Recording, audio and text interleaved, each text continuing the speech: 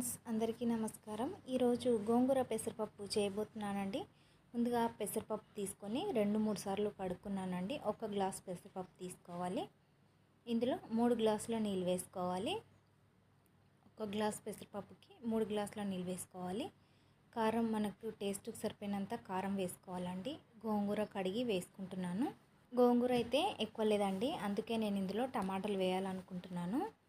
ఒక 2-3 టమాటాలు వేసుకుంటాను। ఇప్పుడైతే ఇందులో కొద్దిగా పసుపు, కొద్దిగా నూనె వేసుకోవాలి। 1 టీ స్పూన్ వరకు నూనె వేసుకోవాలి।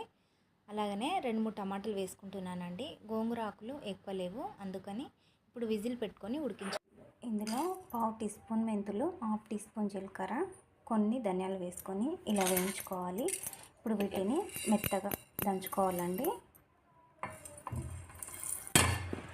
మసాలా వేస్తే గోంగూర పప్పు చాలా టేస్టీగా ఉంటుంది ఫ్రెండ్స్। ఇప్పుడు ఇది దంచుకుందాం మనం। చూడండి, మరి మెత్తగా కాకుండా ఇలా దంచుకోవాలి।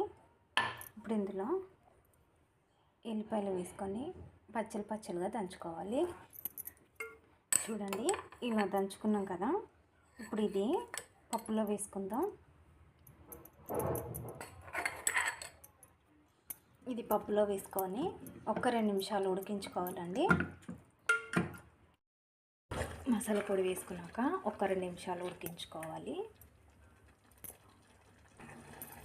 చూడండి, ఇలా ఉడికించుకుంటే సరిపోతుంది। టేస్ట్కి సరిపోయినంత ఉప్పు వేసుకోవాలి।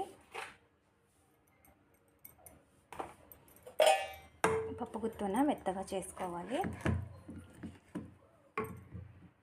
చూడండి, పప్పును ఇలా రుబ్బుకోవాలి। ఇప్పుడు ఇందులో తాలింపు పెట్టుకుందాం। అయితే టేస్ట్ సూపర్ ఉంది మాది ఈరోజు గోంగూర పప్పు। ఈ వీడియో మీకు నచ్చినట్లయితే లైక్ చేసి షేర్ చేయండి, నా ఛానల్ని సబ్స్క్రైబ్ చేసుకోండి। Thank you friends, bye bye.